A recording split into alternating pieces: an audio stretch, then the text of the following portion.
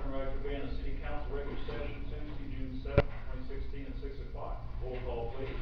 Mr. Hoffman. Here. Mr. Pena. Here. Mr. Thackeray. Here. Mr. Piper. Here. Mr. Paul. Here. Mr. Scott. Mr. Fields. Here. Please join in the Pledge of Allegiance. I pledge allegiance to the flag of the United States of America and to the republic for which it stands, one nation, under God, indivisible, with liberty and justice for all.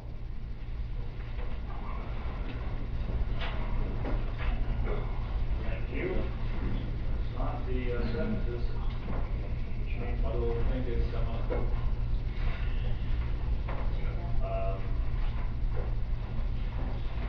I'd like to thank Mr. Paul for taking care of my spot while I was on vacation. You're very welcome. He did a fine job. Thank you, sir. Never had to use a gavel, that's brother. First thing on our agenda tonight is the approval of minutes from our last meeting, 21st. Mr. President, I move that we accept the Urbana City Council regular minutes from June 21st as prepared. Second. No corrections or revisions to that set of minutes. All those in favor of accepting the minutes from June 21st, 2016, signify by saying aye. Aye. Any opposed? Accepted unanimously. No communications this evening. We'll move into administrative reports from the Board of Control. Which one, Madam Clerk?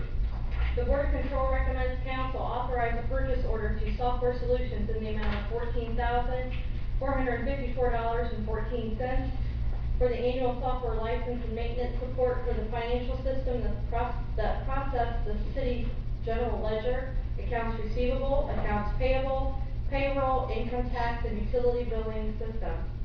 Last year, the charge for the software license and maintenance support was $13,765.85, resulting in a 5% increase in 2016.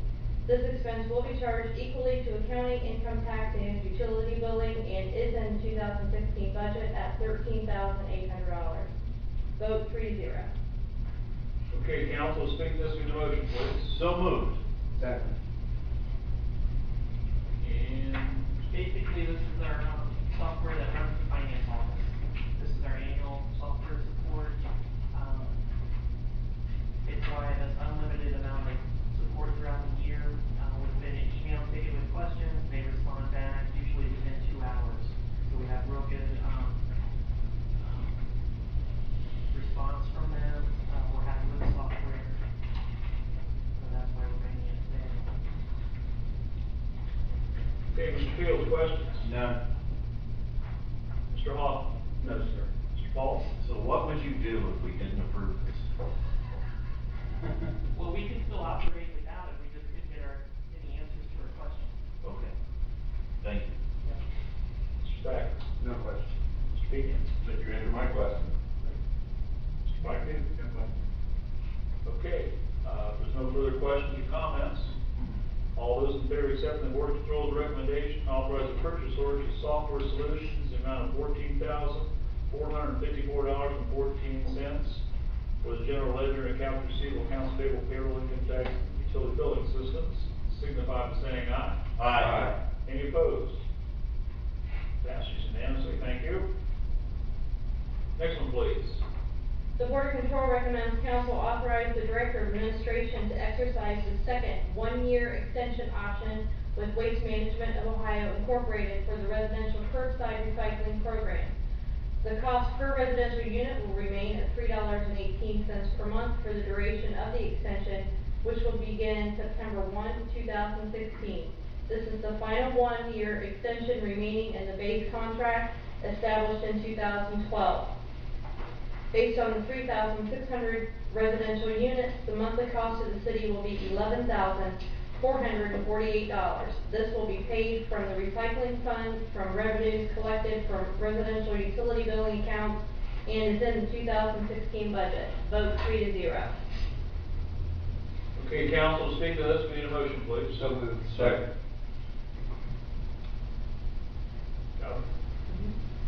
Mr. Ruger? This is one of the items we talked about at work session. If you remember back at the beginning, when they opened up the initial contract for curbside recycling, residential curbside recycling, went through the bid process, Waste Management came forward with that, contract.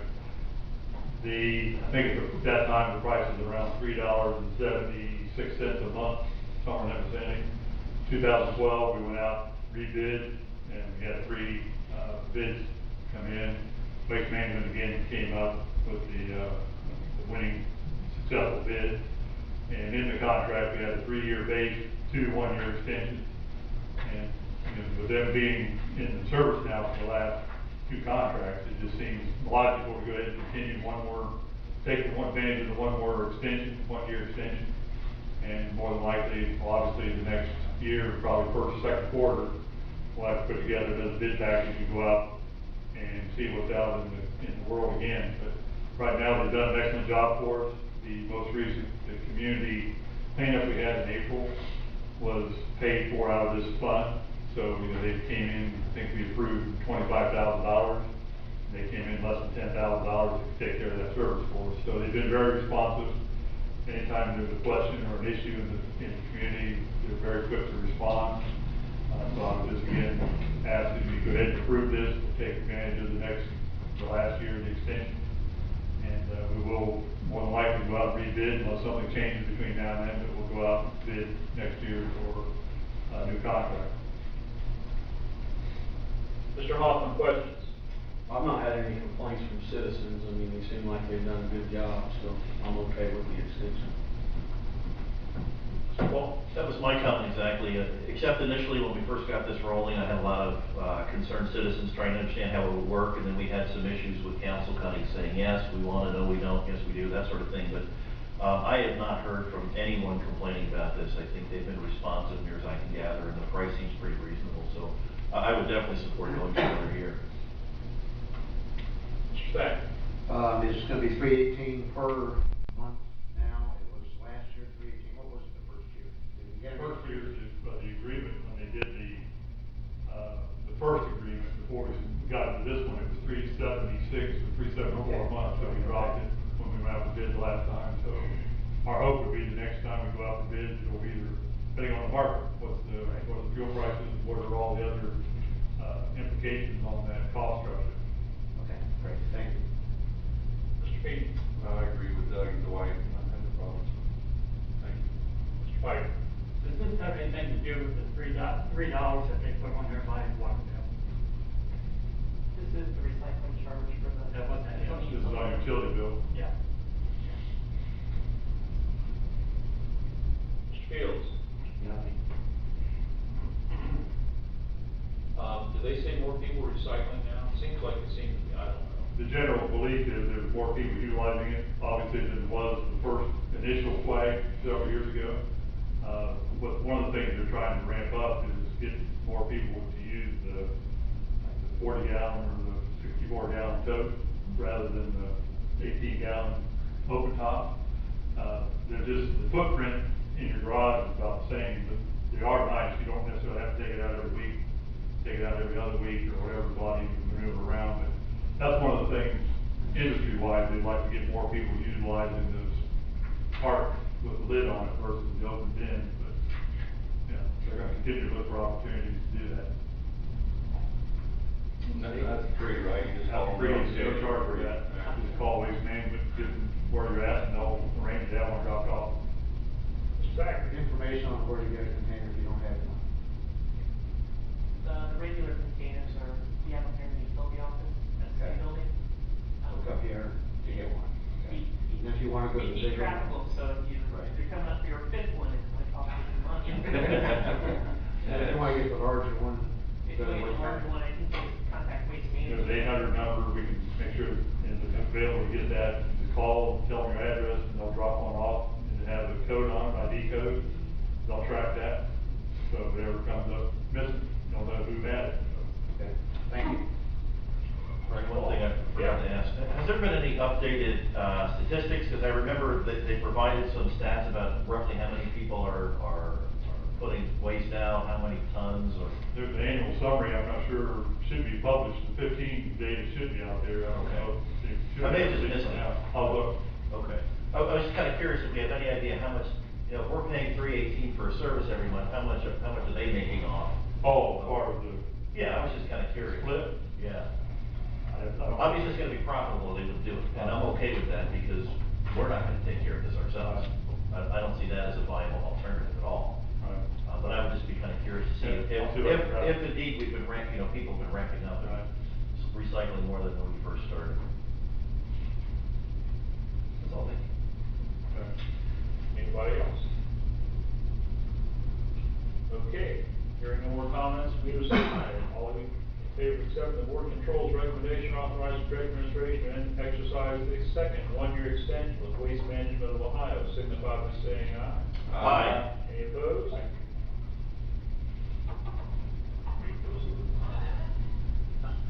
Okay, passes unanimously. Next one, please. Number 3, the Board of Control recommends council authorize a purchase order to One Aqua Source Incorporated in the amount of $15,000 for the purchase of polymer to be used at the water reclamation facility. The expense will be charged to the sewer fund and is in the 2016 budget. Vote 3-0. Okay, council, to speak to this, we need a motion, please. So moved. Take it away, Chad. Basically, this is, Okay. this is an increase to our blanket PO for polymer. Polymer is a coagulant that we use to, in our sludge production, separates water from the sludge itself. Probably the biggest change, or the increase of polymer this year is, we've got another piece of equipment that we did not have in the previous years. So that was kind of a shot in the dark to know how much it was gonna be using. And then on top of that, we've got some sludge characteristics that has changed. We've almost, in the last 2 to 3 months, we've almost doubled our polymer usage, just based on the characteristics of the sludge itself. So, we're doing many different, trials and different operations to see if we can get this thing back to the way it was prior to the new plant. And maybe it's such a thing that it's not gonna change. So, the new piece of equipment that requires the use of polymer, actually removes about 50% more water prior to the actual production of this press. So, it's kind of a give and take there.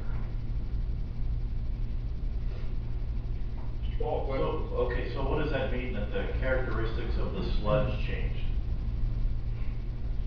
Anything from an industrial waste, which is item number 4. Okay. Between that and a total different biological treatment from what we had previous. Some of the biological side makes it harder to get a hold of the sludge and get that water separation done. And it's really a guessing game. So you use the polymer to separate the water, and then when it's separated, you have a solid, which then you move to the landfill Or to farmland, yes. So, I mean, it looks like you took this into account already, We did. right, for coming up this year. So you're asking for 15, is that the amount that you're gonna need, at least for now? At least for now.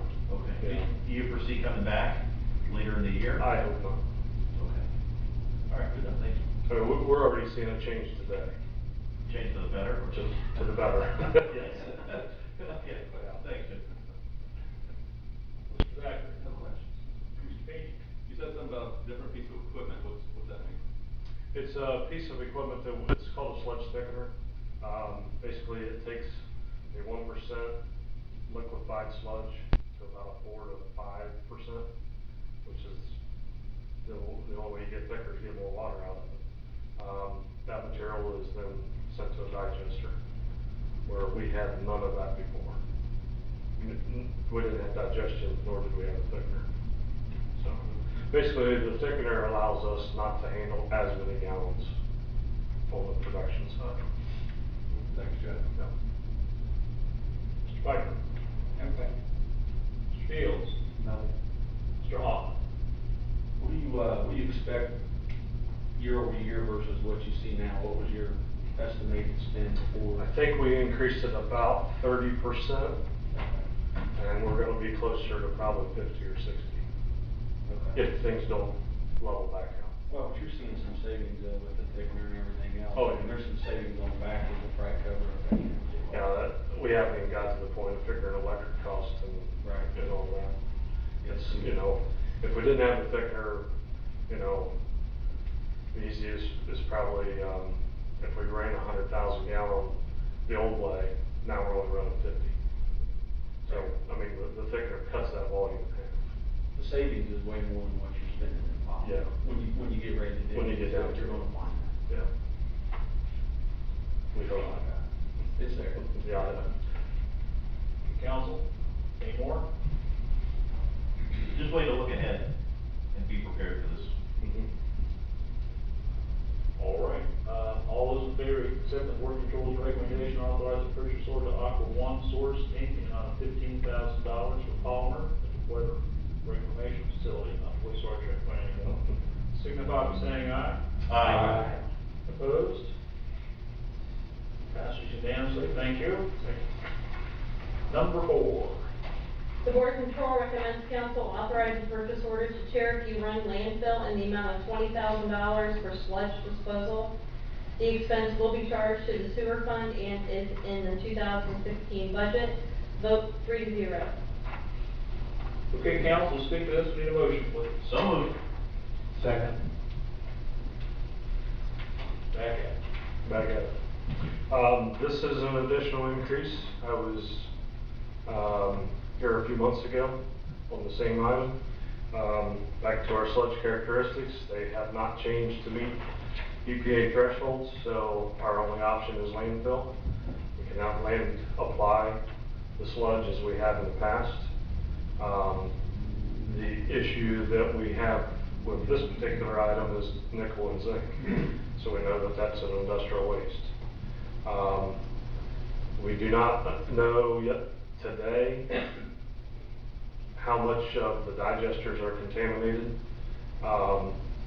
I've talked to a couple inspectors from EPA that have informed me that it can take months to get rid of these heavy metals.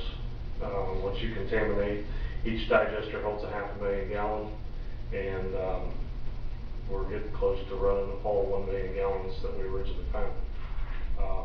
But the concentration levels, who knows what those are. So we continue to run sludge production like normal and keep testing. We test every 2 weeks to try to catch, maybe there are certain times that we are underneath those thresholds. We'll set that material to the side so that we don't pay the expensive landfill charges. And that qualifies to be able to get a farm ground. So we've only done that once this year, once the land application.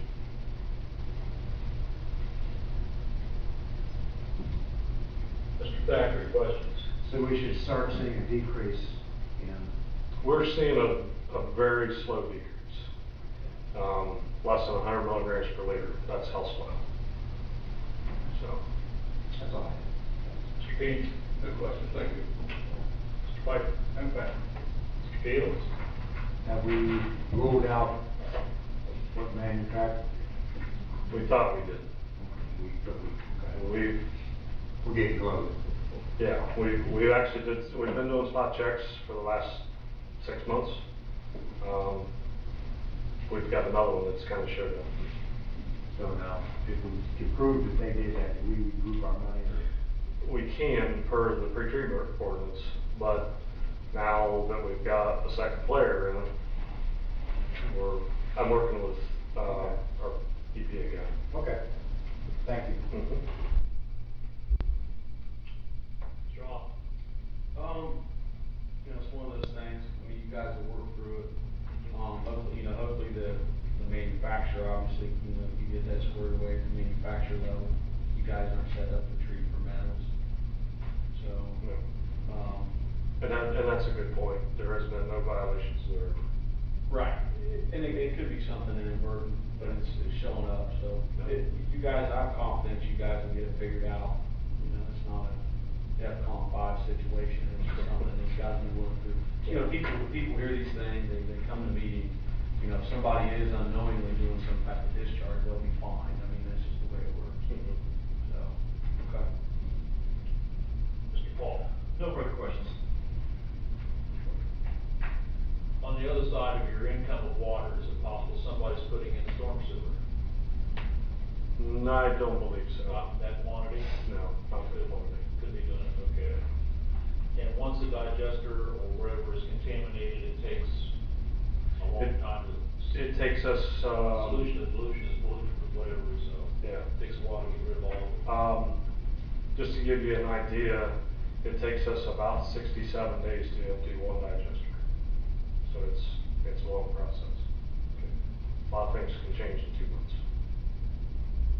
Anything else, council? Okay, all those in favor accepting the board control's recommendation, authorize the purchase order from Cherokee Run landfill, not $20,000 for sludge disposal, signify by saying aye. Aye. Any opposed? Passes unanimously, thank you. Thank you. And number 5. The Board of Control recommends council authorize the purchase order to Hull and Associates for an amount not to exceed $93,500 for gas compliance and remediation at the landfill. See attached. The expense will be charged to capital improvement landfill and is not in 2016 budget. Vote 3-0. Okay, council spoke to this at the work session, so we need a motion to speak to it tonight. So moved. Mr. Thacker. I'll go ahead and kick off, and it's Chad, fill in the blanks. There'll be quite a few blanks when we get into technical side of it. Just for clarification, we did mention that this is not in the budget, capital budget per se. We always put a line item in there for landfill capital. But we really don't know what that's gonna be on an annual basis. We put in a nominal amount, just for permits and that type of thing. We will fund this through our 2015 carryover. So there was a discussion around that on Tuesday last week. I don't know if we were clear on, while it's not in the budget for this amount, the money is there. We have a carryover from 15, 16, so. Just a quick background on where we got, how we got to this point. Back in early May, I think it was on May 11th, we had a technical meeting with EPA, all associates here at the city, and went through their concerns, the questions that both of them had, went through the file review, and tried to identify those areas of concern or questions that there is around making sure that we're doing enough of the monitoring for gas extraction and ventilation. So part of the process out of that is after that meeting, we contracted with Paul to meet with the Ohio EPA, go through a little deeper dive into the file and understanding more of the technical side of looking at all the data and trying to come up with a model where they can identify with a comfort level where the future will be if things progress, what they need to get in front of. Paul met with EPA middle of June, around June 16th, and explained kind of all the different steps they would go to make sure that we remain compliant.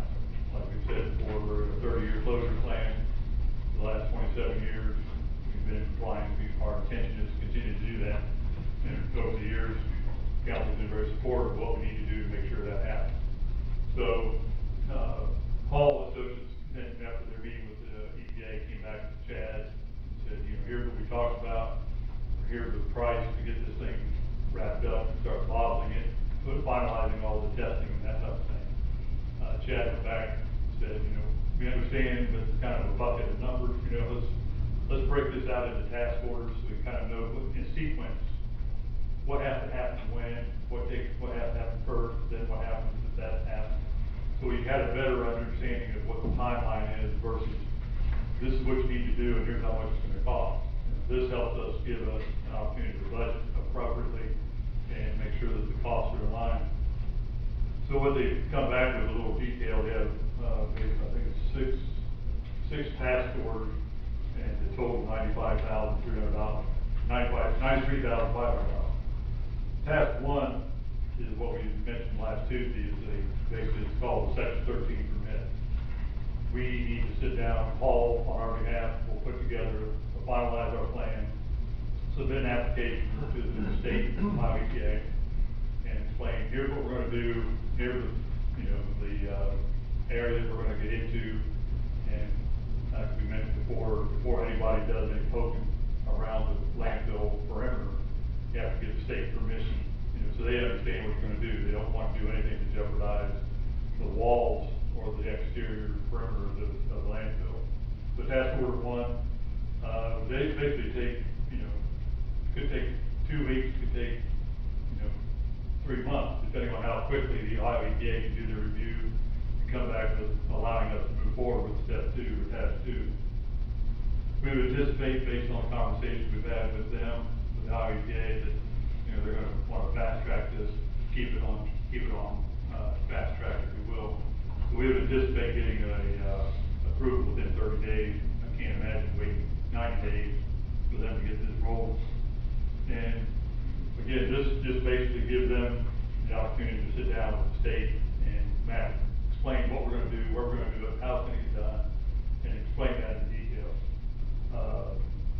Stage 2 then is where they'll validate, inspect, and do an integrity evaluation of the existing gas extraction system. That'll take approximately 2 weeks once they get to go ahead and get that work completed, weather permitting. And at that point, there's a time frame for them to do their lab work, do all the analysis. So again, we're probably talking anywhere from 2 weeks to get the work done, then whatever it takes to get the analysis completed. Could take, you know, I would be guessing, it could take 2 weeks, could take another month or 2, it just depends on what they find. So anyway, they'll want to just basically look for the integrity, check the integrity of the system in place. Task 3, once that's complete, it would be for them to do the gas geoprobe exploration. And this is all contingent upon the first 2 tasks being completed in a proper manner. This is where they'll really get into the field and start doing some they'll do some geoprobe, they'll do additional testing and monitoring, and just do a soil boring, take a lot of data, and collect a lot more data than we're currently collecting, just to validate what the system's providing us at this point. This is gonna be a 4 to 6 week process. I would err on the side of saying it's probably be closer to 6, maybe closer to 4, but that's the window of time that it would take to get this work done. And that's the big chunk of it. That's a little over $44,000 to get this task done. Once all that work is complete, we've got all the data, you know, the next 2 tasks are basically report out. You know, task 4 is, the next one is where they'll actually refurbish any of the gas vents that need to be refurbished. Through their investigation, through their testing, any gas vents that need to be rebuilt, replaced, updated, upgraded, they'll take care of that in that phase. And that should be a fairly quick turnaround. They don't anticipate that being a real long period of time once they identify which they are and where they're at. Then task 5 and task 6 are basically doing, task 5 is going to be a lot of monitoring. They'll continue to do the monitoring, validate what they thought they were going to find, validate what any changes they made, they'll validate that and make sure that, you know, what they thought was going to happen is happening. They're getting the data, they're putting all that together. Then the final task would be to meet with the Ohio EPA and sit down and go through all that data, finalize all their models, and kind of get them on board where we're going, where we're headed, make sure everything's satisfactory. It's really hard to explain this in just a few minutes to try to cover more last Tuesday. But again, the intent here is, rather than coming back with each task order, it just seemed more fluid if we could put a not to exceed the lump sum of $93,500, because there's some contingency money built in that they've allowed for if they run into certain things, you know, especially around some testing requirements or conditions that they don't know or can't anticipate. The other piece of that is there's some things that we might be able to do if they need a day or 2 of backhoe work. Maybe we can provide the backhoe with their direction. They can tell us, you know, we need to dig a hole here, we need to go so many feet deep. If we can provide any of that in-house resources, we would like to do that to reduce our out-of-pocket expense.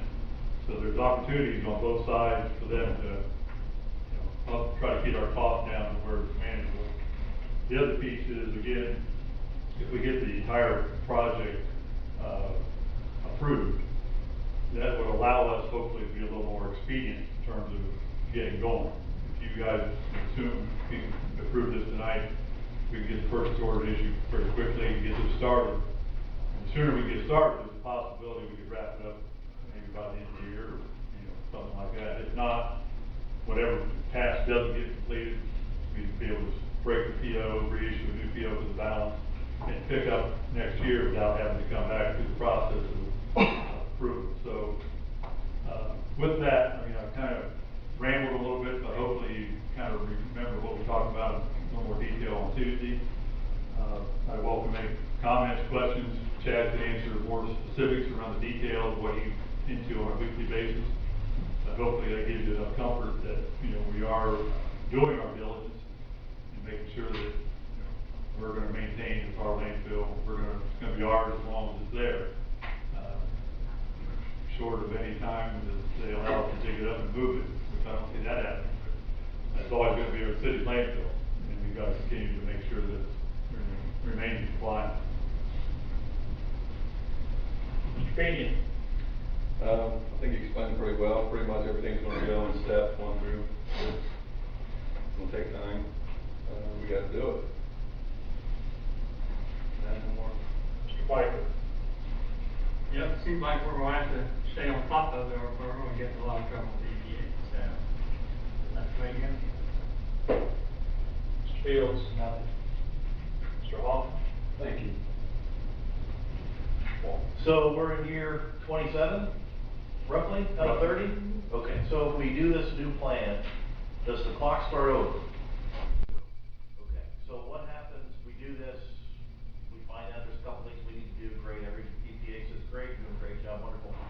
3 years expires, what's the end of the 30 years, are we looking at probably another 30 years of EPA saying, okay, you did the first 30 years, here's what you need for the next 15, 30, whatever.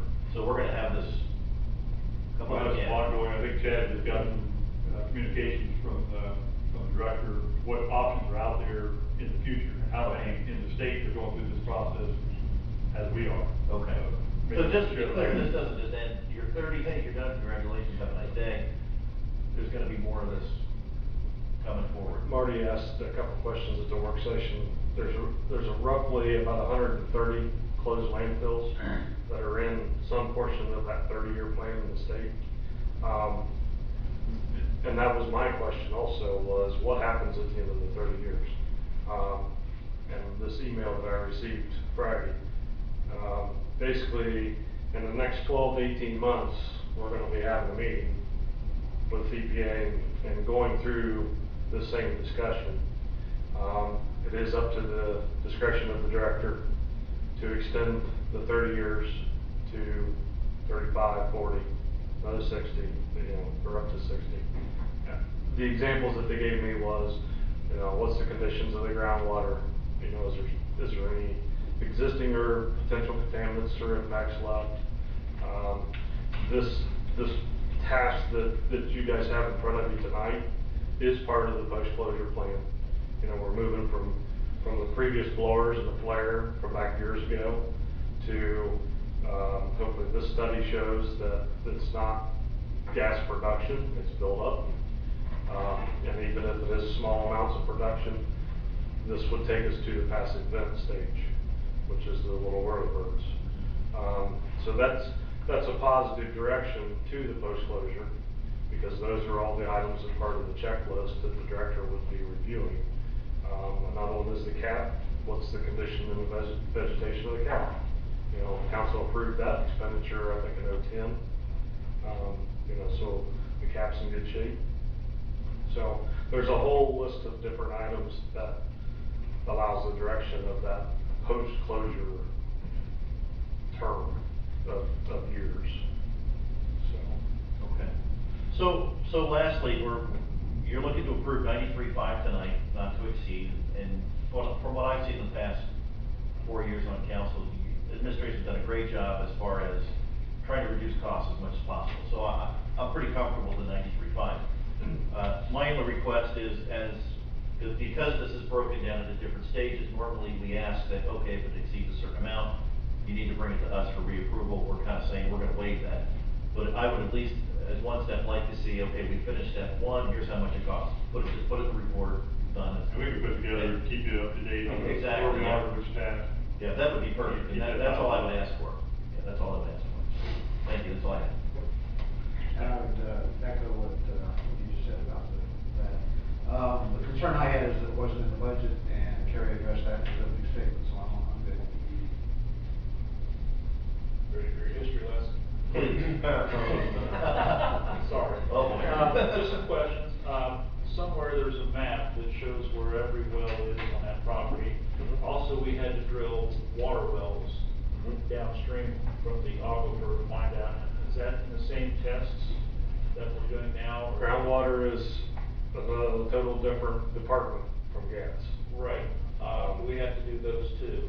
In We- this, with we- EPA, Yes, we test groundwater wells semi-annually. We're in the part of the closure phase of groundwater also. All the results are now in statistical evaluations. So that's, we've eliminated 2 wells or 3 wells in the last 5 years. so in the last 30 years, we've done a great job of monitoring this landfill. Is there a map that the council can see where all those Sure. wells are, and when the EPA comes in, really smooth, so they know where they're at, and everybody in the world can say, well, these are where the new old wells are, these are where the new wells are. How many wells do we have now on the landfill? There is 29 gas wells, monitoring wells. And I believe there's 19 water wells. Yeah, that's what I was thinking. Okay. And there's 3 landfills in Champaign County that the EPA is also monitoring, and everybody else that's got one is doing the same thing we're doing now because their time limits are up, we're getting close to it. Well, not exactly, they're not municipal landfills, They're private. they want private. Trestle Trestle Bridge is private. Roberts, the other one. That's the only ones I can think of.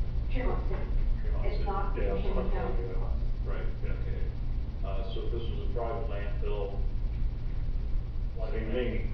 and maybe in 10 years, this will be a valuable commodity and somebody can buy it all, you never know. But I just wanna, After the section 13. if you guys see what the map is and where the wells are, it'll help you a lot, see what we've done, and it's a large area that we've been monitoring for a long time. They're down past Martin, to the water. Yeah, actually, we've got wells on Ettinger, Children's Home, and then the park and the lake. And every council, every time this has come up, has asked the same questions, when's it gonna be over? For Bob Gordon, just raise the roof every year, we had to do this, and, yeah, it's ongoing forever, it has been, and I've seen a lot of it. So, any more questions, council? Any more comments over here? All right, all those in favor of accepting the board control's recommendation, authorize the purchase order to Hall and Associates amount not to exceed $93,500 for gas compliance and remediation at the landfill, signify by saying aye. Aye. Any opposed? Thank you, go ahead. Passes unanimously. Okay, no more board control, we spent all the money. Citizens' comments, any citizen have anything you'd like to say, come forward. School, DP&L, newspaper, citizens. Okay, Amy? We'll move on into ordinances and resolutions for a third reading. Ordinance number 4429-16, an ordinance adopting the tax budget of the city of Urbana, Ohio for the fiscal year beginning January 1, 2017, submitting the same to the county auditor. Okay, council, this is a third reading, and we need a motion to that effect. Mr. President, I move that we place ordinance number 4429-16 on the business floor for potential passage. I'll second. And we talked about this at our work session. Yes, we did. We talked about it last Tuesday. You recall I shared the colorful packet with you, and I have extra copies for the county We development. had lots of questions, lots of answers, and As I mentioned the last 2 times, this is our estimate for revenue for 2017. For 2017, we're estimating the general fund at $6,384,406. And we're estimating expenditures of $6,386,992. $785. So we're in the black by approximately $69,000 moving forward. And as I told you last Tuesday, those are estimates. So hopefully our revenue's higher and our expenses are lower, but it's gonna be real tight again in the fall. It's a big lottery tonight if you guys wanna buy one. Mr. Piper, questions? Any questions? Mr. Fields? Nothing. Mr. Hall? Thanks again, Chris. No questions, but, the packet was very informative. Thank you. Mr. Thacker? No questions, but thank you, that's a lot of work. Appreciate it. And Mr. Pena? No questions, thanks, Chris. Okay, if there's no further questions, roll call and passage of ordinance 4429-16, please. Mr. Pena? Yes. Mr. Thackeray? Yes. Mr. Piper? Yes. Mr. Paul? Yes. Mr. Fields? Yes. And Mr. Hoffman? Yes. Okay, passes 5-0. Thank you. Second readings, please. Think of that. 6-0. No. Say what? 6-0. Oh, That's okay. oh, it was 6-0, I'm sorry. I was counting Mr. Scott too. Resolution number 2487-16, a resolution to establish a stormwater advisory committee to assist city staff and make recommendations to council. Okay, this is the second reading on this. Yeah, hopefully we covered most of the questions during the work session. I guess again, to frame it again for everyone, probably goes back to 2008. I think Bill was on council and I remember seeing it pretty active, and it was brought up again in 2010 or 11, I think 2010. One of the things that continues to challenge communities, whether it's us, Springfield, you name it, is the continuing requirements to maintain our stormwater utility, the stormwater system, which does not have, right now, it kind of eats away at the general fund. And one of the things that we're trying to work on is trying to develop a plan to how do we maintain, how do we make improvements to our stormwater infrastructure without getting to a point where we're just sucking the life out of all the other different funds that feed into the general fund. So a lot of discussions happen internally, externally over the last probably almost 8 to 10 years. And a lot of communities are looking at the opportunity to develop a stormwater utility. But one of the best things that can happen is it can't be, and one of the reasons I don't think it's passed in our history is it's always kind of driven from the top down, as opposed to getting people involved and letting them understand what we're looking at. For instance, you know, over the few years we did the Dugan ditch clean out, that was all done with stormwater related. That was funded out of the capital fund, out of general. North Main, when they did the new storm sewers along North Main down past and rerouted a lot of that stormwater away from the north end. That was done out of the general fund. So when we take on these large capital projects like that, we don't do the equivalent amount of paving, and we're not able to do some of the other things that need to be done on an ongoing basis.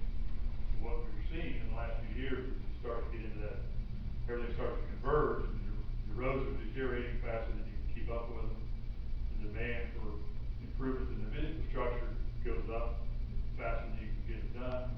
So you're constantly trying to battle for position to see, okay, who gets the dollars this year? So we really believe we're at a point where we've got to make a decision that hasn't been made in the past, and that's to reevaluate the stormwater system and our infrastructure. I think Tyler's got 3 or 4 projects on the board waiting for someday when we have an extra $2 or $3 or $4 or $500,000 that can finish the north end and tie in the rest of that stormwater into the Dugan ditch to get it away from, you know, just backing up into the pipe. So what we've done over probably the last 3 years is we've talked to communities, surrounding communities, and asked them, how did you go about evaluating it for your community? How did you evaluate the need? How did you justify the process? One of the driving comments is you got to get the community involved and let them help you understand, or you help them understand what the issues are, And ultimately, it comes down to, is the community willing to support it? So I know Tyler and Aaron have been working the last few months trying to put together as much of the cost detail that we can to make sure that we put the right group together with the right information and start working through the detail. I know right now the stormwater pretty much runs through Chad's group, in the sewer maintenance and wastewater.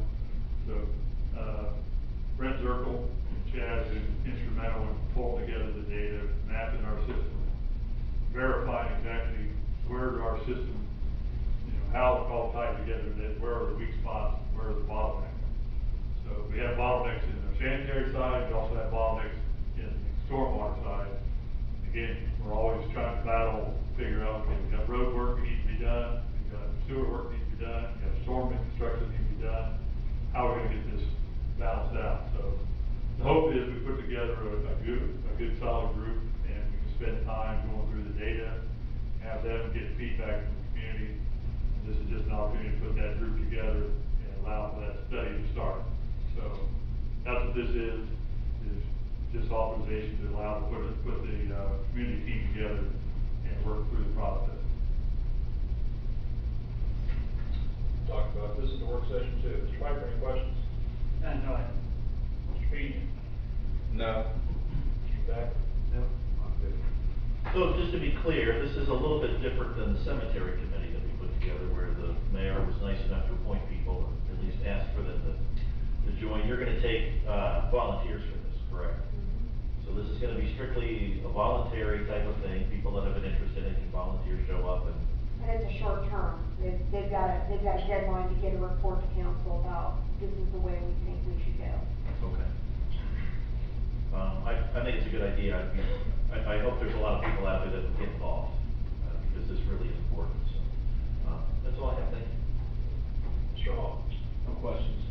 Mr. Fields? Nothing. Okay, so no further questions. Resolution 2487-16, set second reading. Next one, please. First reading. Ordinance number 4457-16, an ordinance to amend the Urbana Corridor Development Standards originally established by Chapter 1127 of the Codified Ordinance of the City of Urbana, Ohio, entitled Urbana Corridor Overlay District. Okay, this is a first reading, and Okay. you'll take it. Take it. Well, we brought this up at the work session, Doug's not here, so I'll try to handle it as best I can in his absence, but Adam's here to back me up on the technical and planning commission part. The ordinance that you have before you has two functions. One is to modify the size ratio for certain types of signage, because it's gonna be more consistent with what we have in other business areas, in addition to the corridor overlay. In terms of the request the planning commission is getting, both of these are for that ratio. So you're taking it from 1 to 1 to 2 to 1.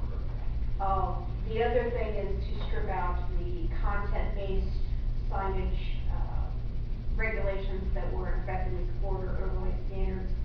Since the, Supreme Court decision, Reed versus Town of Gilbert, the content-based restrictions are unconstitutional, therefore we had to eliminate that language. So what Adam sent you by email today was the copy of the new regulations as proposed. And then this would also give Adam and Doug the ability to work with Walter Green to get all of those also on the Walter Green website, because those design, standards are right now only on the city website. Want to add anything, Adam? Mr. Pena, questions? No questions. Thacker? Not at this point. Not at this time. Mr. Hoffman? No, sir. Mr. Fields? Nothing. Mr. Piper? No, thank you. This might make the VCA's job just a little easier, Hold on. we're hoping, because you'll believe the sign ordinance requests that come in, and it's just why. So anyway, hearing no further questions, ordinance 4457-16 sets first reading. Next one, please. Ordinance number 4458-16, an ordinance to revise the codified ordinances by adopting current replacement pages. Okay.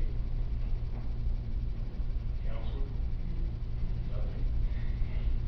It always comes through once a year. Walter Green does an update, checks the state law, usually traffic statutes, and says, these are the changes in state law, in order for our ordinance to be consistent with what's in the state code, here are the modifications.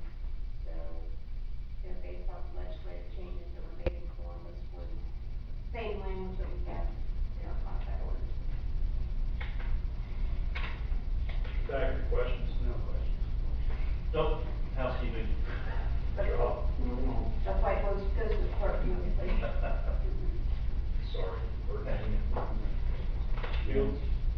Spider? Yeah, thank you. Nobody wants to ask any questions, y'all read it, they're pretty simple. Pretty easy for a change too, short. Should cost us more money. Never mind. Okay, there's no further questions.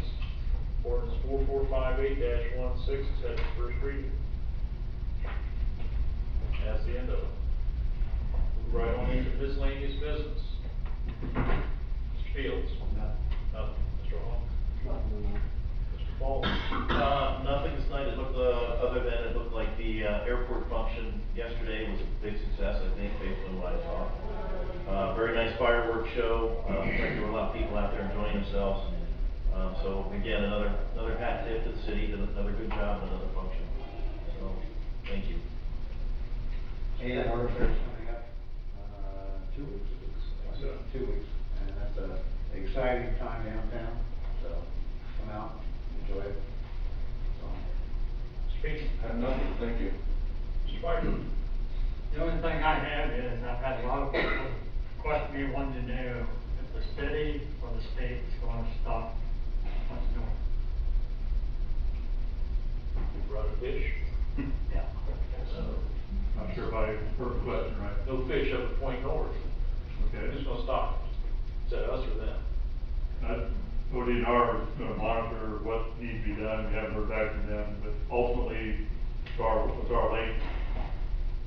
Ultimately, we're responsible for stocking it, if we need to stock it. Cool. I've had a lot of people ask me if they were going to put any feet back up there. I told them I didn't know, but I asked to find out. Can I piggyback on that with a question? Certainly may. That brings up a really good question. I thought originally it was a catch and take out, and we stopped that. So. Catch and release is. Yeah, catch and release now is the official policy, right? So if folks are saying there's no fish in there, then we've got some people that aren't following the rules. Or they're not catching it, they can release. Well, that could be, yeah, exactly. Yeah. Yeah. If you go to the fair in August, a little ping pong ball into the. It just makes it there. Anybody excuse our absent member? I'll make a motion that we excuse Mr. Scott. and I'll say. All in favor of excusing absent member Mr. Scott, signify by saying aye. Aye. Any opposed? He's excused. Move across the street. Adam, anything for us tonight? Yes, sir. Good to see you here. Chad always has something. I got one quick one. You might see some activity in the second ward. We're cleaning and video inspecting sewers. They are in the Reynolds, Kenton, Powell, Windsor area. So out towards the fairgrounds, trying to get that whole area knocked out prior to Fair Week and get out of that neighborhood. So, we will be moving, to, let's see, two sides of the street, so right up through here, and then we'll start heading east and end up roughly out of the palm of the, area. So, you see the guys out, that's, not hopefully that's what we're doing. So backups are problems, so. We're trying to do a ward a year, so last year we did the first ward, now we're in the second, so that's our rotation. So, that's all I got. Thank you. Councilman. I know some of you are signed up for the public records training on July 8th, and some of you weren't able to get in before it closed, so keep checking the Ohio Attorney General and Ohio Auditor sites. You have to get that done once per term. I will see some of you on July 8th. Sell my spot if anybody's in trouble. Finance department have anything for us? Mr. Bruder? A couple little tidbits. One, just to share a little good news.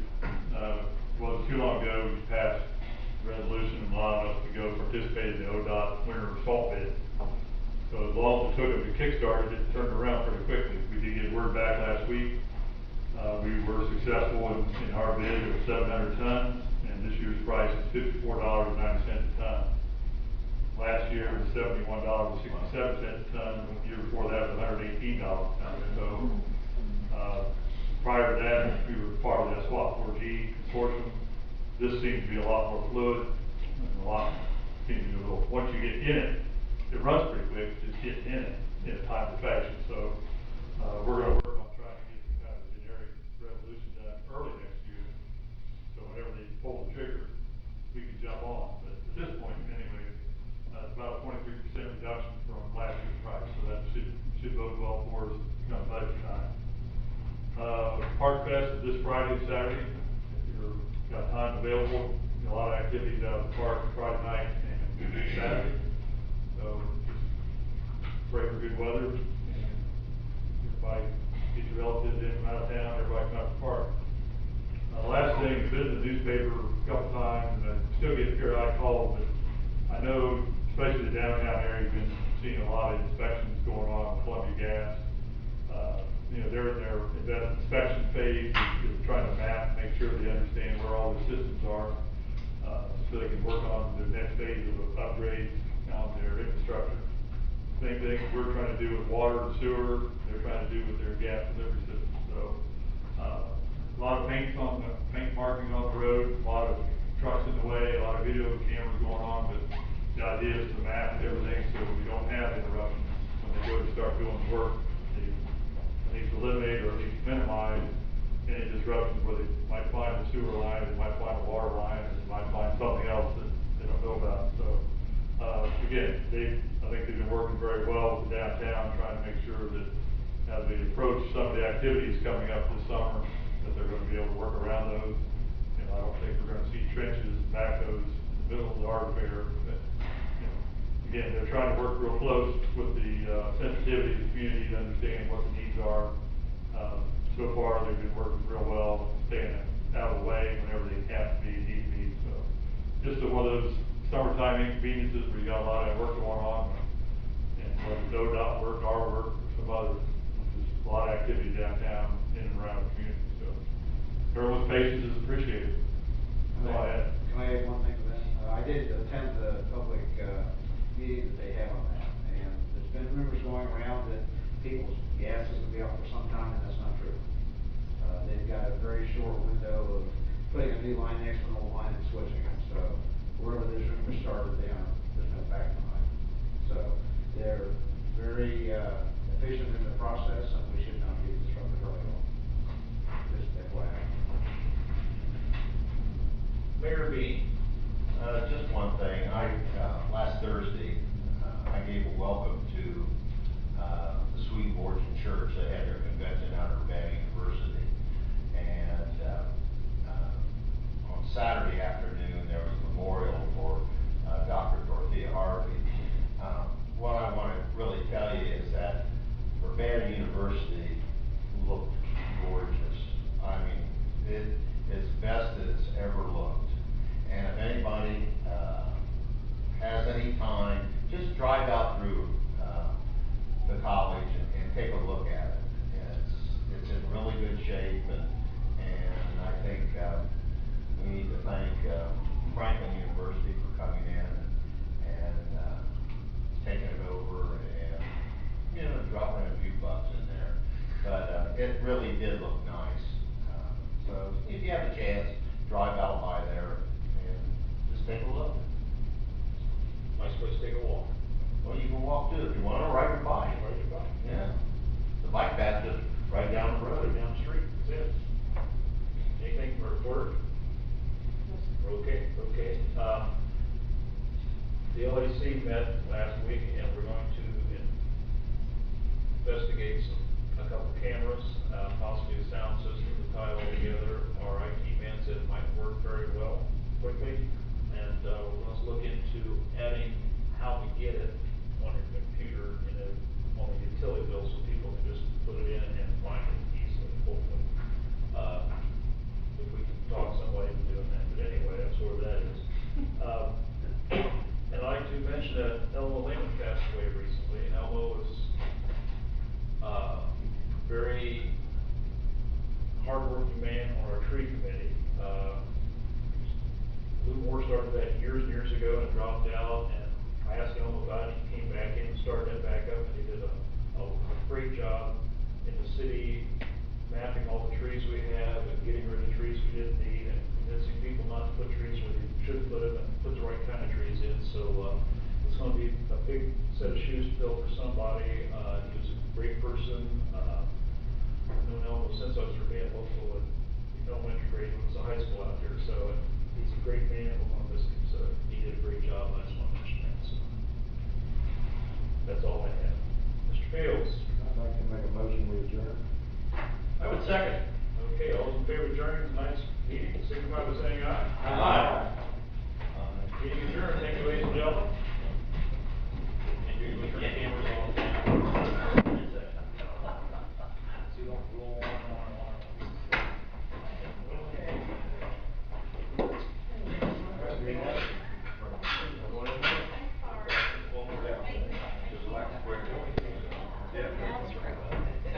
Yeah.